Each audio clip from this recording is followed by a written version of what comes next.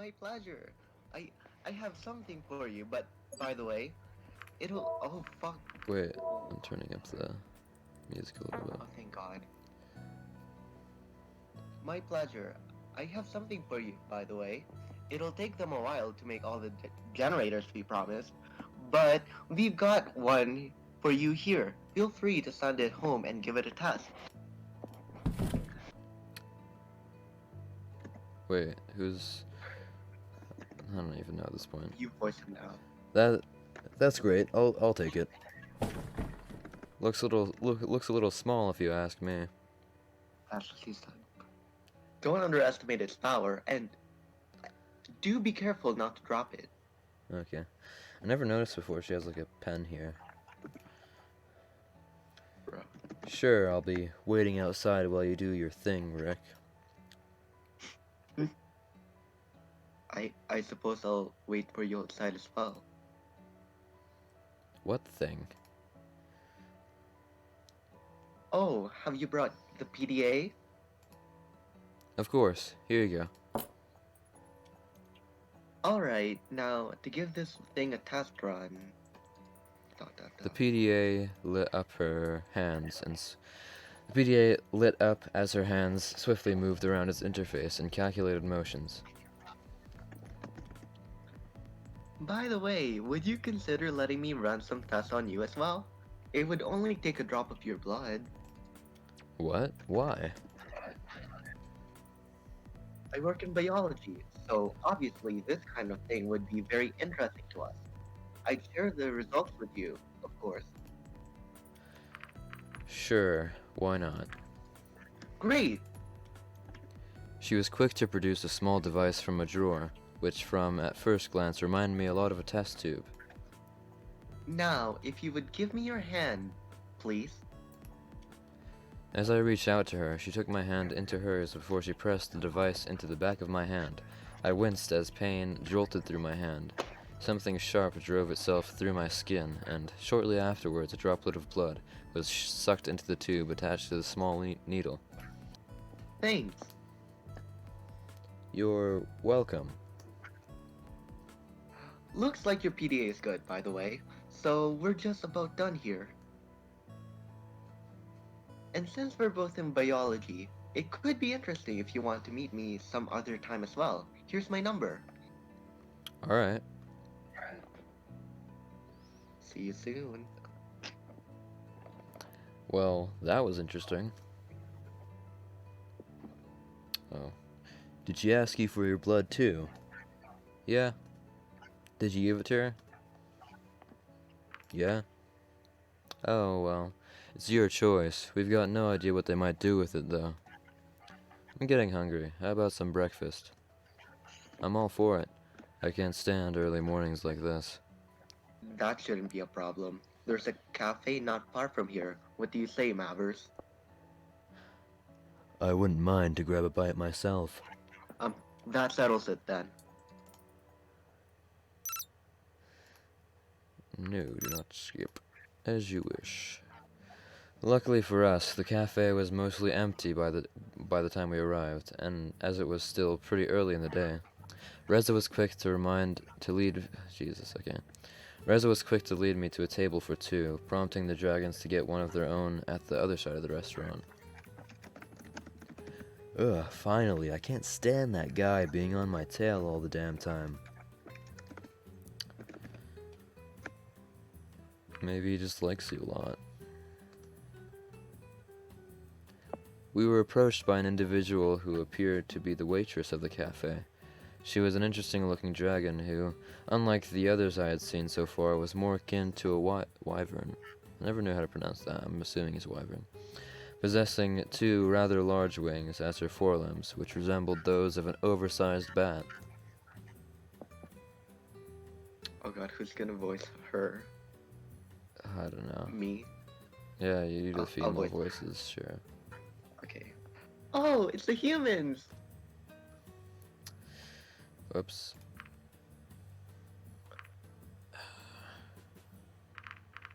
You do this choice, I don't know. Oh, it's a dragon.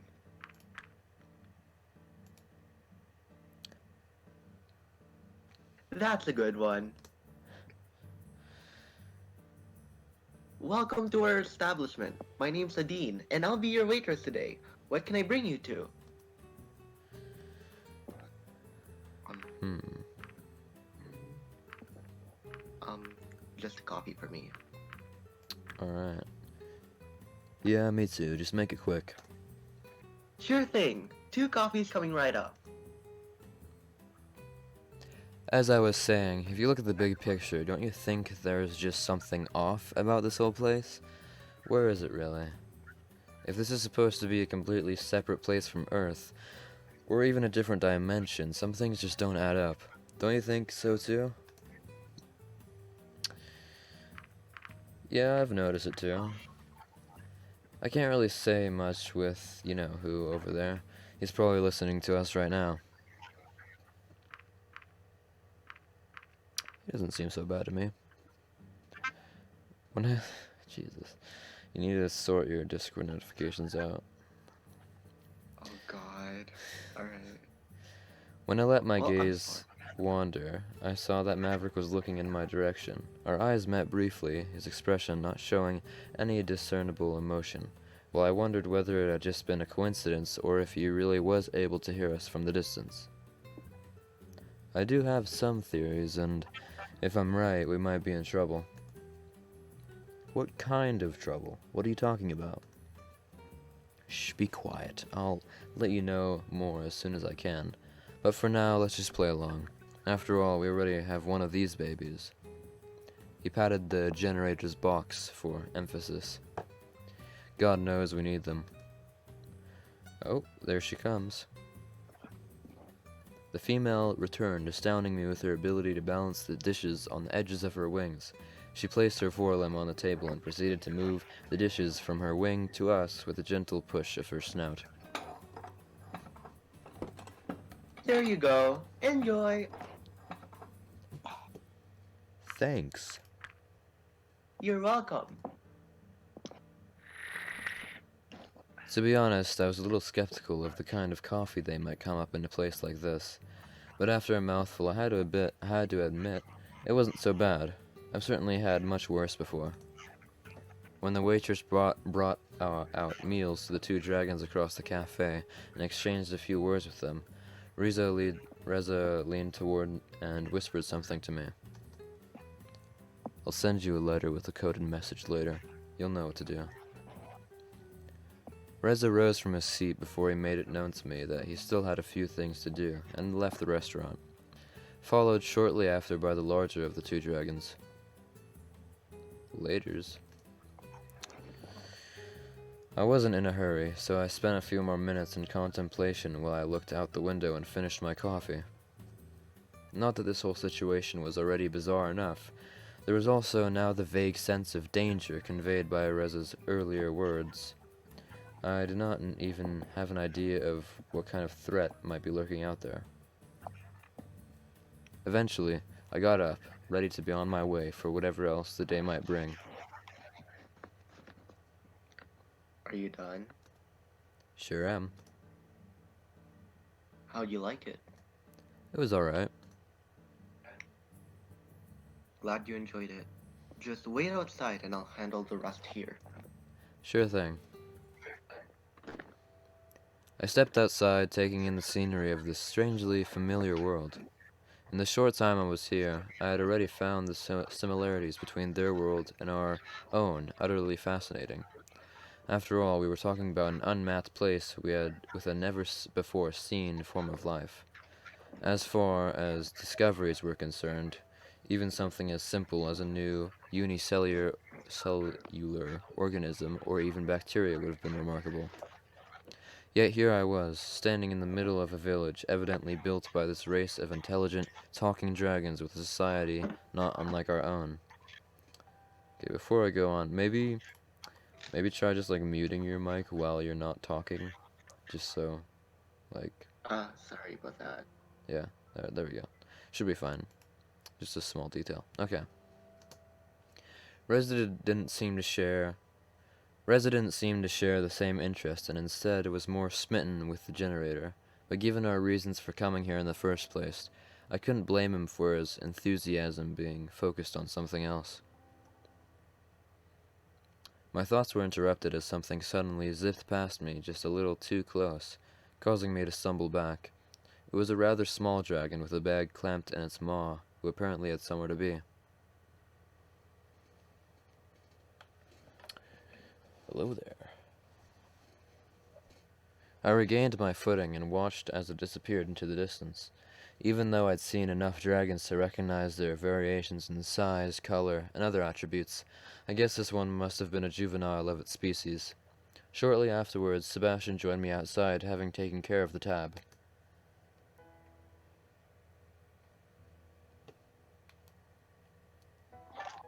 I gave her a generous tip on your behalf. I hope you don't mind. How nice of you. In any case, now that you've given us PDA and Reza has the generator, you're free for today. So if you want to go anywhere in particular, let me know, or I could show you around town. I was tempted to be given a tour, but considering Reza's words, I wanted to be careful and not stray too far without knowing more about this world first. I think I'll stay home for today. I still have to get used to everything, you know?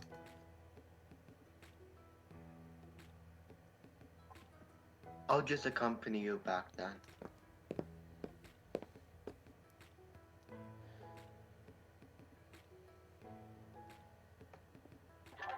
There we are. Home sweet home, for now at least. Well, if you need anything, I'll be outside until my shift ends. Otherwise, I'll see you tomorrow.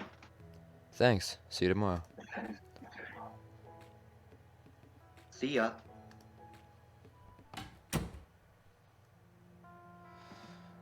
Okay, let me just do that, cool. I hadn't really looked at the apartment much, so I spent the rest of the day investigating it and relaxing. I considered checking out some of the phone numbers Remy had left me, but I thought it was better to keep a low profile for now. I found the kitchen fully stocked with plenty of groceries, though the variety was wasted on me. I hadn't been a particularly great cook in the first place, but what was more, I didn't even recognize some of the things I found there. Whether they were edibles that we had back home that I just didn't know about, or something completely alien, I wasn't sure. But I didn't want to take the risk of eating anything I didn't know. After all, it was possible that some of the comestibles might be fine for them to eat, but still be poisonous to us. I was also glad to find a shelf that was filled to the brim with a variety of books. While I found the subject matter of man, myth, or reality to be quite intriguing, I had to give up after just a few pages due to its exceptionally dry writing style, which I wasn't inclined to enjoy at the moment. In the end, I settled for an adventure novel about a dragon archaeologist who stumbles upon the remains of a long-lost human civilization, after which she is hunted by an evil organization who wants to use the found magical artifacts for its own nefarious purposes. While entertaining, I had to admit that it reminded me a little too much of the trashy novels we had at home. I certainly found it amusing that certain tropes were not really unique to us as a species, though I wondered whether this kind of literature had fallen into disfavor here as it had back where I had come from. I was reading a particularly exciting scene in which the hero, Sheridan, uses one of the magical artifacts shaped like a pair of human hands holding a scepter with a globe at the top to prevent herself from being crushed and ground into a bloody pulp by an ancient human temple's moving walls, when I suddenly heard the doorbell ring.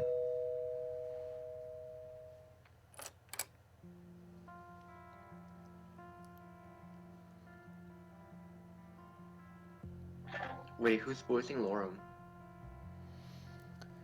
I don't know. Hello there. Would you please sign here? I'm not signing away my rights with this, am I? I've got a letter from you that requires signature confirmation. I see. Looking over the clipboard the small dragon was holding up to me, I saw that the sender of the letter in question was Reza. There you go. I'm Lauren, by the way. Would you mind if I asked you a few questions? What is this about? I'm just making small talk. Whoops. Wait a minute. I recognize you. You tried to do the same thing with Reza. Maybe I should report you to your superiors for your inappropriate behavior toward your clients. But it's important. Please, just let me talk to Rick for a few minutes. How you know how it is. If you want an interview with one of the humans, you'll have to get permission from the proper authorities. Help me out here, Rick. As an ambassador, you care about the accurate portrayal of humans in the media, don't you? Then you should talk to me. Otherwise, someone else will fill in the blanks, and who knows what they'll come up with. Let me show you something. The small dragon opened his bag, rummaging through a number of letters and small packages. Huh, I think I lost it. Anyway, I wanted to show you some pictures of what people think humans look like. On some of them, they think they have like 4 heads and look nothing like you. It's crazy. What are you, Lorm? A reporter? No, I'm just... Do you want me to remove him, Rick? Is what he is saying true? Yeah, I guess. I see. That sounds pretty interesting, though. Alright, you can leave your number here and maybe I'll call you later, but that's all I can promise. Thank you so much. He quickly produced a small sheet of paper and scribbled his number on it. Afterwards, he sheepishly presented it with both hands. Alright, you got what you wanted. Off you go now.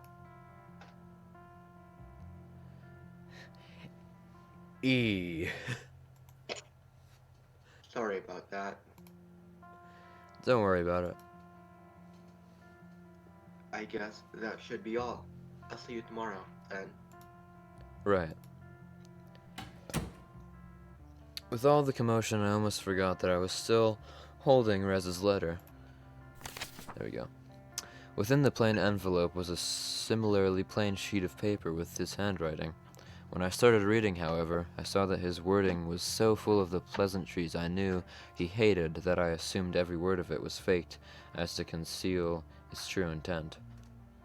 He did mention I'd know what to do, but I was unsure of how I was supposed to decode the letter's secret message. I didn't remember ever having a conversation about this topic with him, yet he still relied on me to remember whatever it was that I was missing. Or he thought I would just be able to figure it out on my own. This is what it said. Hello, my dear friend. I hope this letter reaches you swiftly and in good condition. Unfortunately, we were not able to catch up earlier, so I wanted to write you this letter. How have you been these last few years? What have you been doing? How's the family? I feel like there is so much we should talk about, since we have not seen each other much recently. At least we have a chance to do so in this form. Quite an exciting venture we are on now, right? How have you liked it here so far? Made any dragon friends yet? Haha. Anyways, I will be looking forward to your reply soon. Best regards, Reza. Okay, how about you take over the narrating for now? Alright. Various things came to mind. Only reading certain words or letters was one that I thought of immediately. But I couldn't make out anything after trying to find a system within its array of letters and lines. Maybe I had to look more carefully. I think I know its meaning. Read between the lines, look elsewhere for hints. Look elsewhere for hints. Yeah, I'm gonna look elsewhere. Or maybe he referred to the fact that we were both given an apartment. Considering the things they provided for us, maybe I just had to find the right object to decode the message. There were many everyday items here, though, and of course I still had no idea what in particular I was looking for. Let's look. Let's look at the kitchen first, yeah. Fridge. Look at the meat.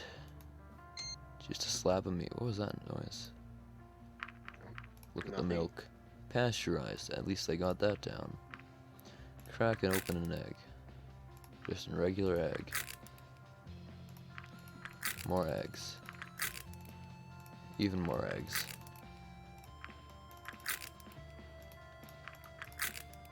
How many eggs does this fridge have?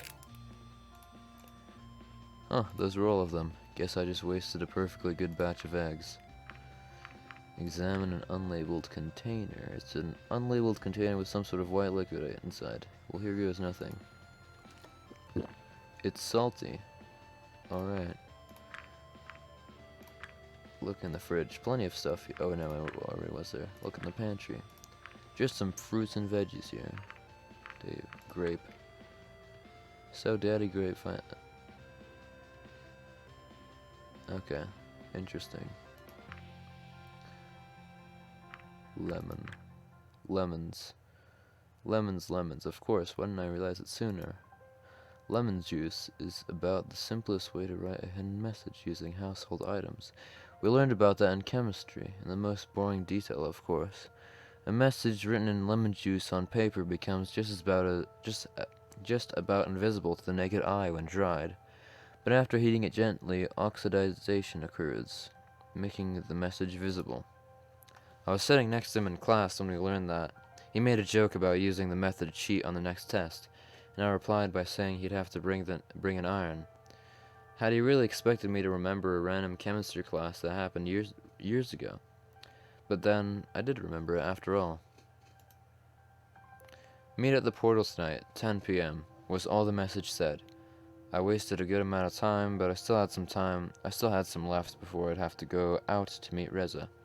So I decided to make some lunch. I could have made some scrambled eggs if I hadn't broken them all earlier. Whoops. Afterwards, I resumed reading my book about the continuing adventures of Sheridan and her exploits in destroying cultural artifacts. Unsurprisingly, it came to a happy end, with the evil organization stopped in its tracks, at least for now. I thought the ending was deliberately left open for ambiguity, but then I turned the page and saw the advertisement for the next entry in this apparently long-running series of books.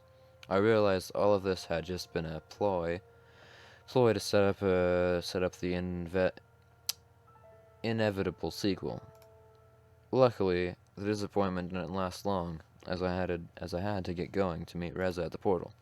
When I got outside, it didn't seem quite as dark as it was when I arrived yesterday. I might have had difficulties finding my way, otherwise, but I could still see the portal in the distance.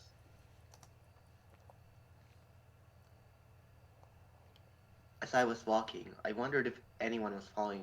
Whoops. Okay. How do I go back? Thanks a There we lot, go. There we go. nerd. Okay.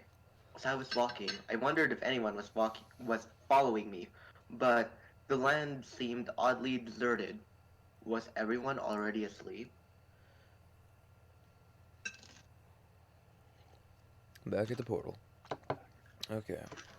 Eventually, I arrived at my de- Eventually, I arrived at my destination. Reza was already standing idly by the portal, his fidgeting making it obvious that he had waited just for me. I was already wondering whether you'd get it at all. What did you expect? Okay. What a wonderful night it is. Just look up at the stars. You can see them so clearly here, without all the pollution lingering in the air, like back home. Almost as if we're looking right into the face of eternity itself. For so long, humanity thought we'd find aliens out there. Yet, after all these years, we found out we were still alone in the universe. Turns out we were just not looking in the right place. What's going on, Reza? Why did you call me here, at this time? For one, because we're sending the generator home. Right, before I was sent here, they told me they would limit the use of the portal as they couldn't afford to keep it open all the time. In order to keep contact with us, they had to enable us to send things over to them. The portal would be open for just a quarter of an hour each day. Sending something back home wasn't really problematic for us, since the high energy expenditure associated with sending bigger objects only affected the sender, not the receiver. However, this also meant that until all business was concluded in regards to our trade with the PDAs and the generators, we were basically stuck here. As for the other, do you know what this place is? You said something about trouble. How much danger are we in, really? More than enough. I'm afraid this place will be gone soon, and we better not be here when that happens. What are you talking about? I hope you'd see it too, but then it took me a while to understand, and I had a head start on you. In any case, while he was speaking, my gaze wandered and fixed on some movement nearby. It was hard to make out anything, but I imagine it might just have been wind blowing through the nearby shrubbery, except for the fact that there was no wind. Reza. This might take a while to explain, but we've got the whole night. Reza, look. He turned around to face whatever I was seeing. He squinted hard before he called out. You, how dare you follow me, even here? The disturbance came closer until it became clear that it was Maverick, who had hidden nearby to listen in on our conversation. I knew you were... Wait, oh yeah, it's a deeper voice, wait. I knew you were up to no good. What were you talking about? What are you planning here? Some kind of attack? Wait a minute. There's no reason for... Don't try to deny it. I heard you both talking about it in the cafe, and I saw the letter. You think I couldn't smell the lemon on it? Pathetic. You'd have to come with me to the police station now, both of you. Come on, I think you're overreacting, but we'll...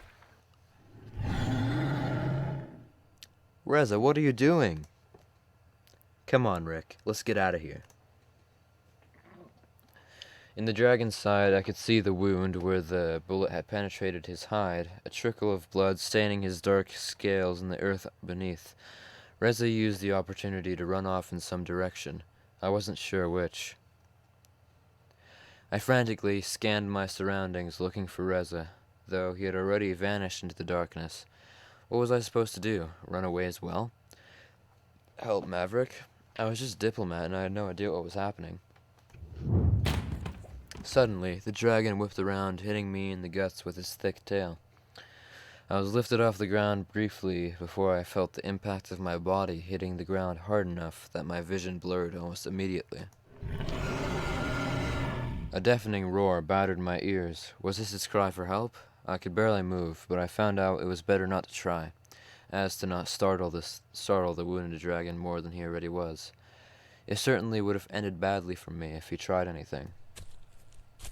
I heard him take a few unsure steps before he lay down on the ground, panting. I'm still watching you, you know, and you better not move for your own good. If I have to get up again and come after you in this condition, I can promise you I won't be nice. I took a few minutes of listening to his labored breathing before someone arrived. It was two dragons. The first I recognized as Sebastian, the other one I didn't know.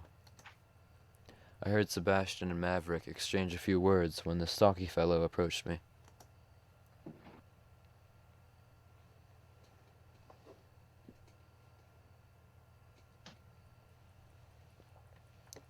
Hey kid, you alright?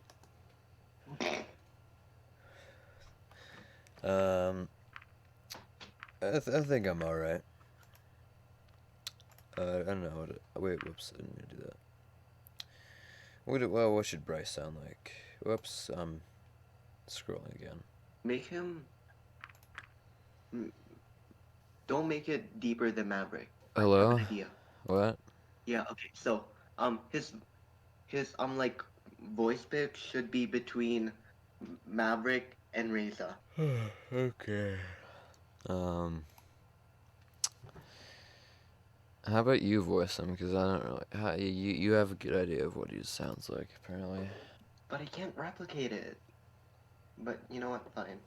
Oh, God. I sound so stupid doing it. Um, I'm Bryce. But, no! Okay, you know what? Just talk normally. It's Okay. good enough. I'm Bryce, the chief of police in this town. Can you tell me what happened? Reza shot Maverick and ran off. Is that so? His face was stern and seemingly lost in thought as I overheard Sebastian's conversation. Yeah, but you're... Yeah, but you're the flyer on duty. We probably don't have... We probably won't find him now. Not here in the darkness, at any rate. Well, that's just brilliant. What do you think, Chief? Rick, can you walk? Yeah, I think so. Alright, Sebastian, take Rick to the apartment, get us some help here for Maverick, and then we'll look for Reza. Right on. Come on, Rick. I'll help you up. I was still shaken up by the events I just witnessed when I arrived at my apartment. Not knowing anything better to do, I soon fell into a deep slumber.